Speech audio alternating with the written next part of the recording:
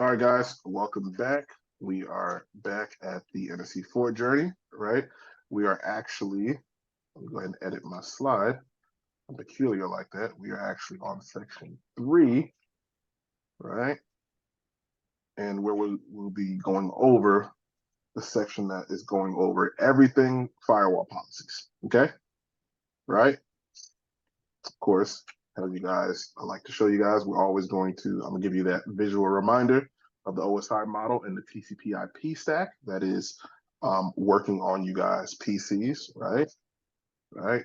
And again, topic of every discussion within this is always everything FortiGate, okay? Right, so firewall policies, our first section, right? What are the objectives, right? The goal is to go ahead and go over one, identifying the components of a firewall policy, and two, identify how FortiGate matches traffic to firewall policies. And this is a very important thing. I'm going to try to slow down, and you guys can ask as many questions that you can, because with the exam, right, I can't tell you exactly how it's going to be, but I would like to recommend that you understand how it works, just in case you're asked a trivial or a riddle question, okay? And so what this is going to do is that once you demonstrate competence of these two things, right, and recognize how firewall policies react to traffic, you have a better understanding of not just how the FortiGate works and how firewalling works. You'll have a better understanding of how to troubleshoot, okay? So, whoops, going too fast. So, first things first, firewall policies, right? Firewall policies, right, they define which traffic matches them and what the FortiGate is going to do for traffic that doesn't match any firewall policies, right? The FortiGate is going to ask itself questions, right? Should it allow traffic, right? Should it not, right? Does a certain signature match, right? Does it match a specific, security profile, right? Based on inspection, right? And of course, what I'm referencing is a UTM, which is Unified Threat Management, right?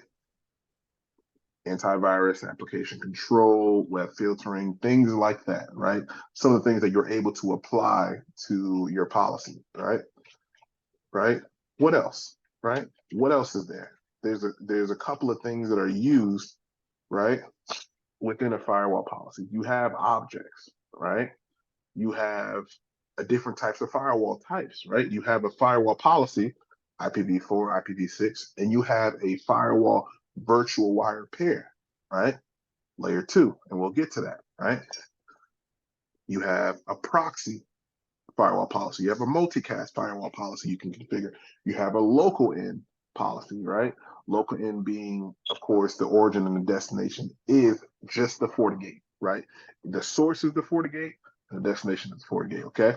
Local in policy, right? DOS, right? Right? IPv4, IPv6, right? You have that type of policy, okay? NAT rules, security profiles, addresses, users, internet service objects, service definitions, schedules. You have all these things, right, that tie into what a policy is, right? So, with all that being said, how are policy matches determined? Well, take a screenshot of this page, right? And let's talk about it in a scenario, right? Let's say we have Mykevia's FortiGate and we have Don's FortiGate. They connect on two different sides, right? And David is trying to send a packet to John that lives on Donovan's FortiGate. First, it needs to, I'm being the source, it needs to leave my PC and hit Mykevia's FortiGate. Okay? So what happens, right? How's her FortiGate say, do I have a match or do I not? First things first, it's going to do, right? Do I have an incoming interface? Okay. Do I have an outgoing interface? Perfect. Okay, I have an incoming and it's trying to go out an interface that's towards Donovan's FortiGate. Perfect. That matches. Next, does the source match, right? You can identify the source by IP address, by subnet, by range, etc. Does that match? I can match the source by user. I can match the source by internet services. Does that match? Absolutely. Let's keep going, right? Does it match the destination? Do I know, right? Not just from a layer 3 standpoint, right? Do I know how to get there via IP address and the internet services that I enabled? Okay. If that looks clean, the firewall is still working through, right? My Keybase firewall is still working through. Services, right? IP protocol and port number. Is this service allowed? Okay. All right, let's keep going, right? Schedule, right? Maybe my Keybase has the time to be able to send traffic between 8 a.m. and 5 p.m. Right? I'm sending it at 4:45. It's able to shoot through, right? Right? And based on all of this, what is the action that we're setting, right? Because all of these values can be correct, right? Incoming, outgoing interfaces, the source, the destination, the services, and the schedules, right? They can all be, have a match. And based on the action will tell the firewall what to do, okay? So I don't want you guys to see it as, okay, everything matches up, we're always going to allow traffic. That's not necessarily the case.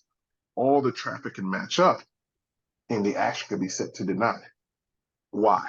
Because you're architecturing what you're allowing between one zone to another zone, the inside zone to another, okay? So what is the FortiGate actually doing, right? When the traffic matches the firewall policy, right, the FortiGate applies the action configured in the firewall policy. This is what my Keybase has configured. If the action is set to deny, FortiGate drops the session. I can't even send a message to John. I can't even tell him that there's cupcakes in the fridge. It doesn't get to him, right? The traffic is denied, right? If the action is set to accept, FortiGate applies other configured settings for packet processing, right? What is packet processing?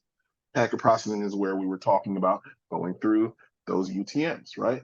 If she configured antivirus, if she configured IPS, if she configured deep packet inspection, right? Then it starts to look at the packet, right? It's in a little, right? In milliseconds, the FortiGate is looking at the packet and say, do we have anything malicious? Do we have any signatures?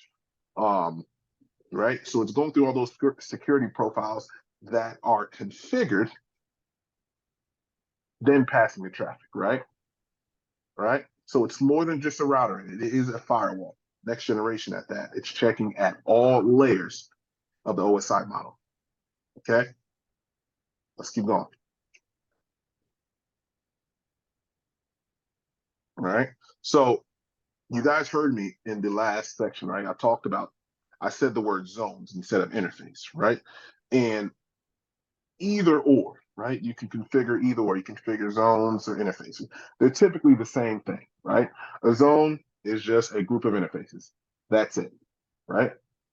Interfaces, you guys know what an interface is. Simple as that, right?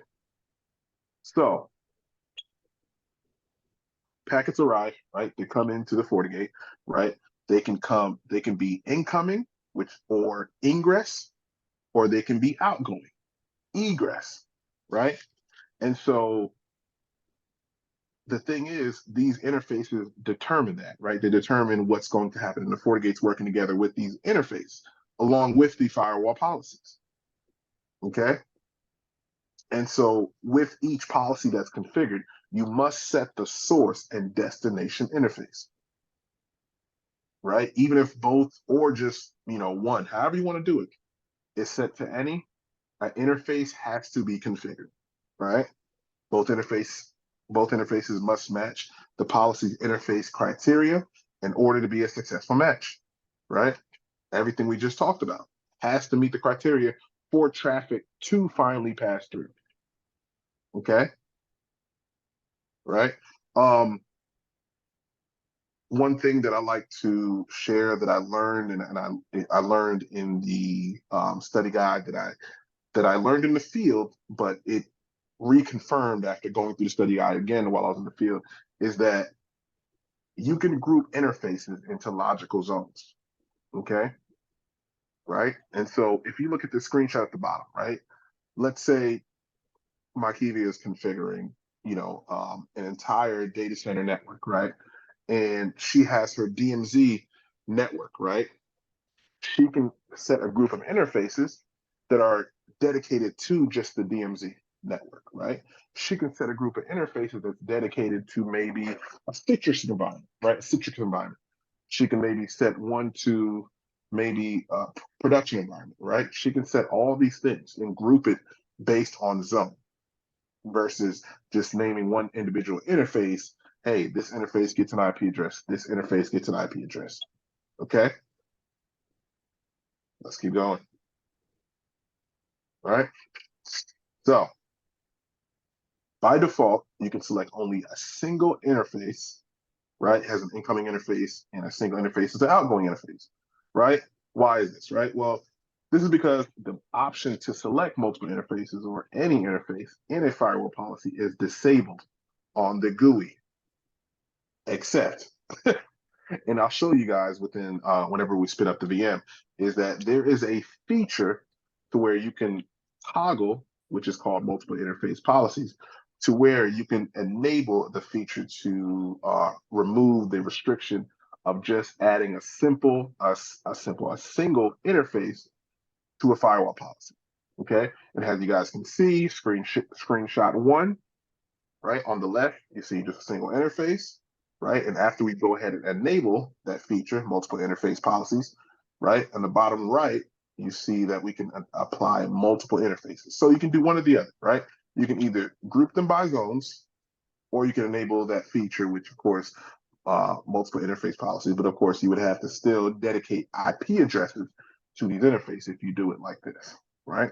So, like I tell you guys always before, every vendor, especially Fortinet, is going to let you do whatever you want to do with the device, and it's going to share with you in their admin guides. You can do anything that you want, right? It is up to you to design it. It is up to you to understand what is happening and to be able to troubleshoot it. Okay. All right. One thing that I do want to make a point of, because I know I spoke about setting any, right, to an incoming interface, outgoing interface, in the matter of you don't set an interface at all. If you do set the value to any, right, you can't select multiple interfaces, right? And I'm sure that's self-explanatory because you set it to any. You can't just set any and then port 4. Okay, because it can't hold any additional interfaces, right? Any setting the value to any says any interface can pass this firewall policy. Okay, let's keep going. Right, so matching by source, right? If you guys, of course, look at the right side of the screen, right, you can see we went ahead and set our incoming interface and our outgoing interface, right? And so within each firewall policy, it is mandatory that you have to select a source, right? And that source being a address object or address group, okay? You can go ahead and create certain definitions of your address objects or what have you. You could also select a user, right? But that user also has to be selected with the address object, right? Which of course helps with more security and being a little bit more granular for security, but you need to select one of those two things, right? You can also select, right, an internet service, right? You can go ahead and select that. As you guys can see in the bottom right-hand corner, right, has a source, right? And you can go ahead and configure your custom ones. And some are pulled down from FortiGuard. You guys learned about FortiGuard in the first section, okay? All right, let's keep going, right? I want you guys to take a screenshot of this, because I know this is a lot of information, but you can get very granular on source. And with you guys being future network security engineers, I highly recommend you guys going in your lab and playing with the different types of sources you can set, right? IP address range, subnet, fully qualified domain name, right? Geography, right? You can make it dynamic based on your fabric connected, right? Address, right? You can set it to a MAC address range, okay? Maybe you guys ordered a whole bunch of laptops from the same vendor and they have a certain OUI, right, that you're allowing. You can set that in there as well, right? I've done that before. Very fun stuff, okay? So, we talked about source, right? What is that source doing, right? If we go ahead and set it by user, right? Well, if you set it by user and we're behind the FortiGate, right? The FortiGate, of course, has to verify who the user is, okay? And so with that, it's going to either allow or deny access to, right, to that policy to go either accept or deny, right? And so if Markevian went ahead and configured this firewall, right, and she has an authentication server, right? If I type in my name and I'm trying to, of course, send a message to John, I first need to authenticate, right, through the FortiGate before I can send traffic and be used on that policy, right? And go through all those things, right? We can set things locally, right? She can set local username and passwords. It doesn't have to be an external server, right? She can set those locally, and I can put in my credentials that she set locally and sent to me. I'll go ahead and put it in. Boom. I'm inside, right? I'm able to use that policy, whatever it is, either be northbound, either be to a certain site, etc. I now have access, right? And so some of these things, of course, you'll be asked this on the exam is that, if I use an authentication server, an external authentication server, what protocols I use, right? Well, you have LDAP, and take note of this, right? And you have radius. Remember those two things. And like I said, the FortiGate is going to receive the username and password from the remote user, myself, passes that information to the authentication server. Then the authentication server is going to verify the user login credentials and updates the FortiGate. Okay. After the FortiGate receives that information, it is now going to go ahead and grant access to that network based on the firewall policy. Okay. You can also, of course, if you guys have it set up, FSSO, right? Fortinet single sign-on. You can also use that as well, right? Get that user information, retrieve it from the, from your DC, and then access is granted there instead of just typing in username and password. So there's many ways that you can use the user as a source, right, to allow access to that network. Very fun stuff. Let me drink some water. There we go. All right. Well, right, this is one example, right? Matching policy by source, of course, using ISDB, and of course, using address and user. I think this is self-explanatory. I'm not going to dive too much into depth about this, right? Let's talk about matching by destination, all right? So just like, matching by the packet source, right? The FortiGate needs to also match based on destination address, all right? And again, you can use address objects, right? And those are the type of address objects. You can also use ISDB objects. You can use those. Has your destination. You cannot use a user, okay? And you guys are probably thinking, is there a reason? Yes, there is. The user identification is determined at the ingress interface, right? Incoming interface, okay? And packets are forwarded only to the egress interface after user authentication is successful, okay? All right. Egress being outgoing interface, right? You can, of course, on this one, set your country based on geography, what have you. You can do that as well. Okay. Couple of things we need to go over based on internet service, right? And so you guys learned about FortiGuard, right? And once you guys have a license, right, on your FortiGate, you can go ahead and of course update your FortiGuard service account, and of course start getting updates to your FortiGate.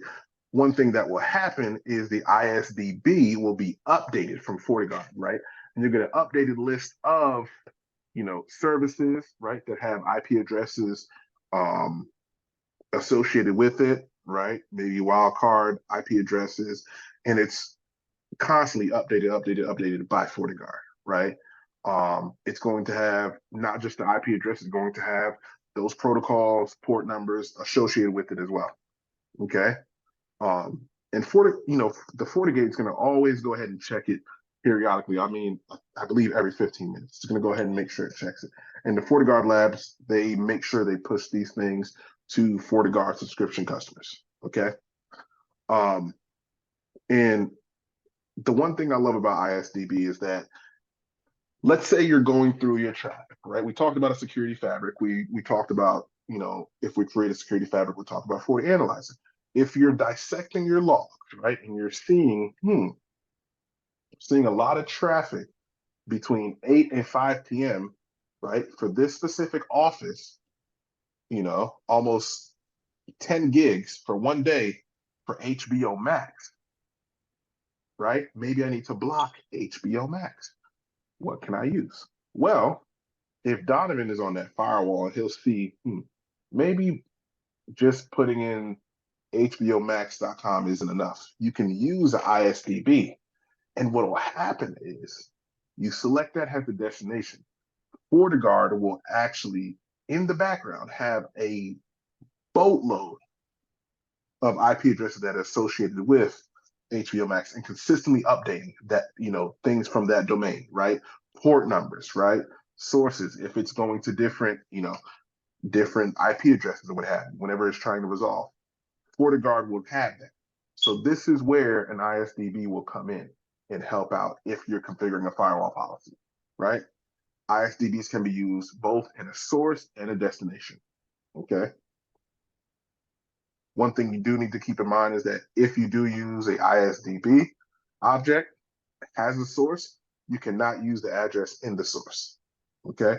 You can't add an address as well. It's either one or the other, okay? If you do use it as a destination, you cannot use an address in the destination, and you cannot select the service in the firewall. Because remember what I said, right? That ISDB object is going to have the IP address, the protocol that goes with it, and the port number. So it's going to have all that for you. So there's no need to go ahead and configure it in the firewall policy. Okay? FortiOS is going to go ahead and disable that. Okay?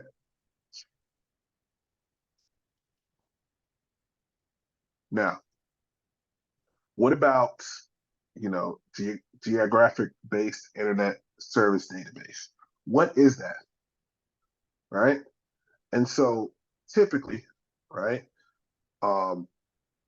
some data centers from a lot of the big competitors, Google, AWS, Microsoft, they're offshore, right?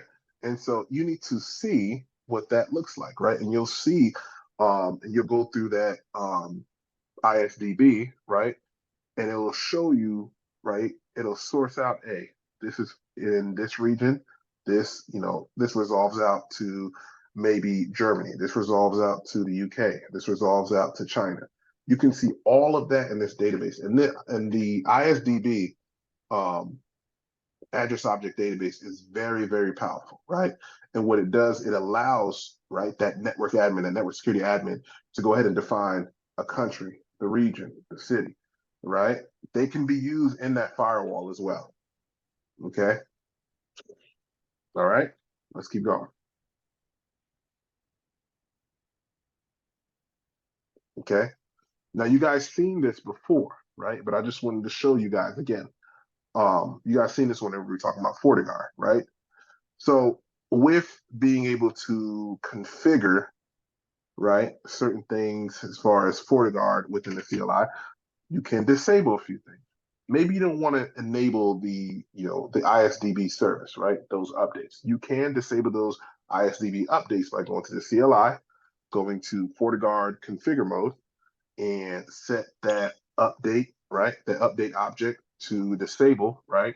Or you can enable it, right? But you can set your allow list, right? You can go ahead and configure that, right? By default, this is enabled, but these are some of the features that you do have and you will need to know for the exam.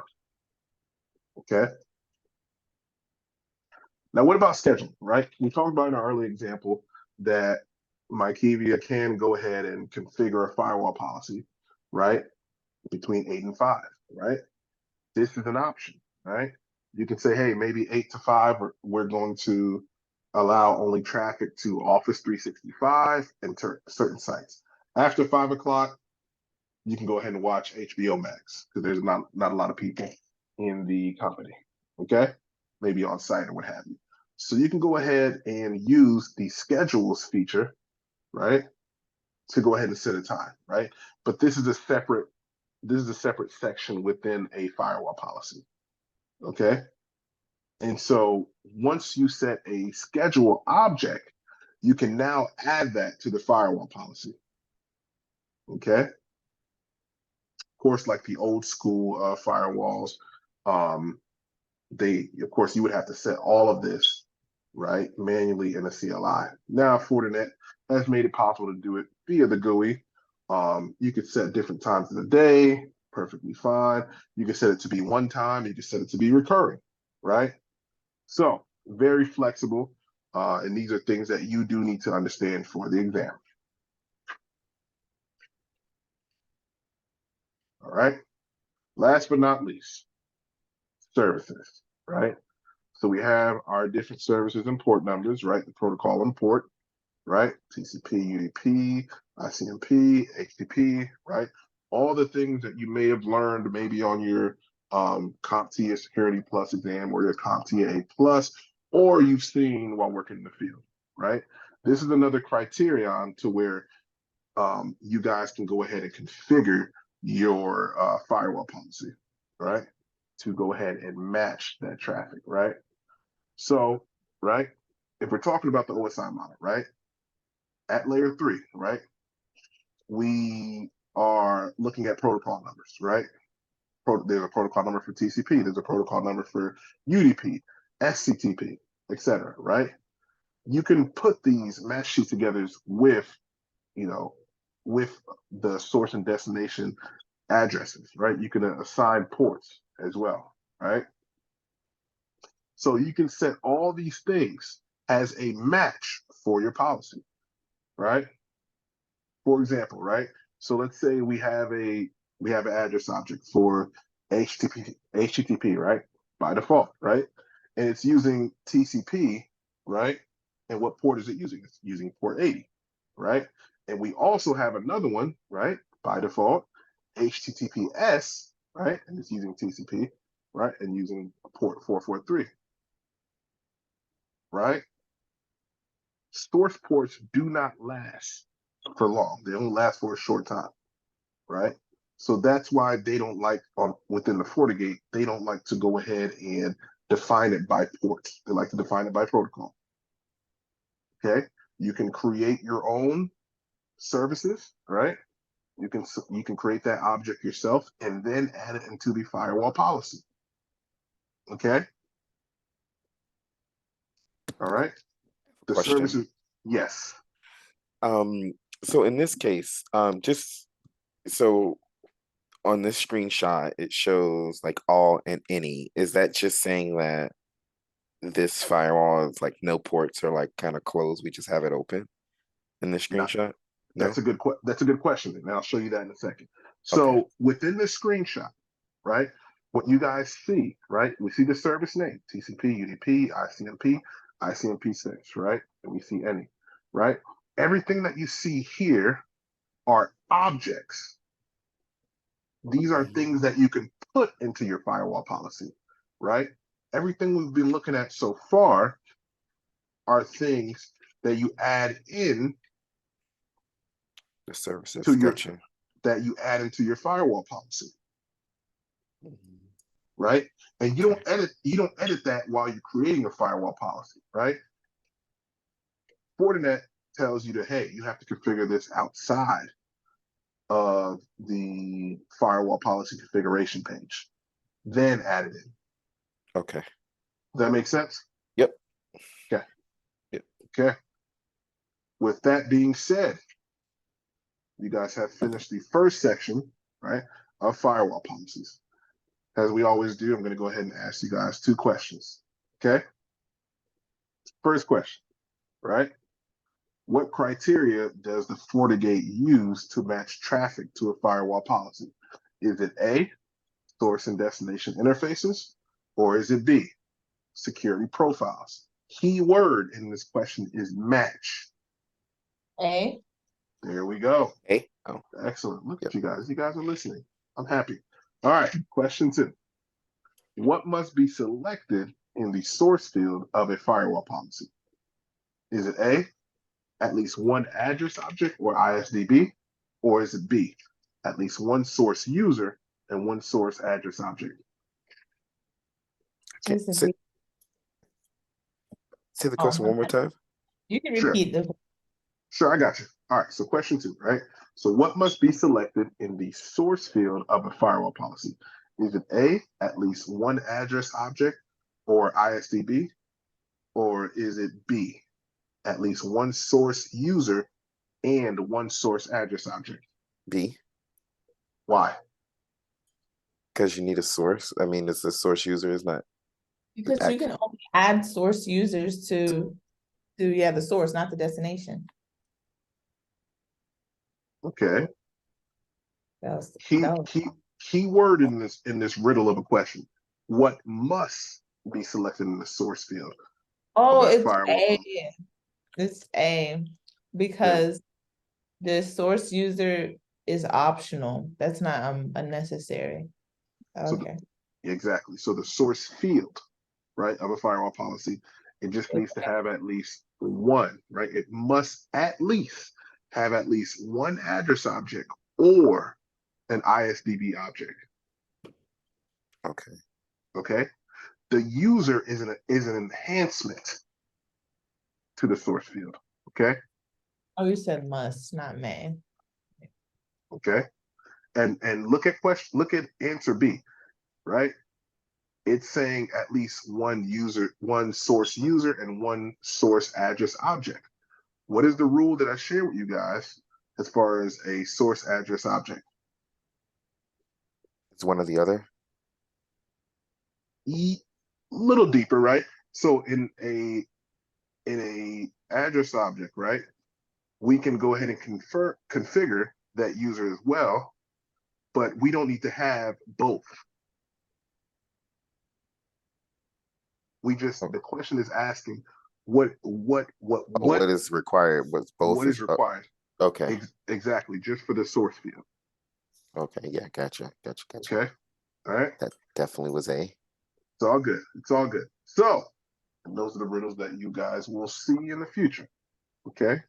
With the questions that I'll be sharing with you guys. So, with that being said, tomorrow we'll be going over all of these, right? Right? Configuring firewall policies and managing firewall policies and best practices in troubleshooting. So, we're going to have a long night.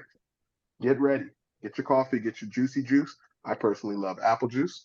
And we're gonna have a fun time, right? And we're gonna try to go ahead and knock all this out, be done with section 3, and then move on. With that being said, you guys have a great night. All right. Thanks, David. All right, Bye, guys. Thanks, David. Take Bye. care, guys. Bye.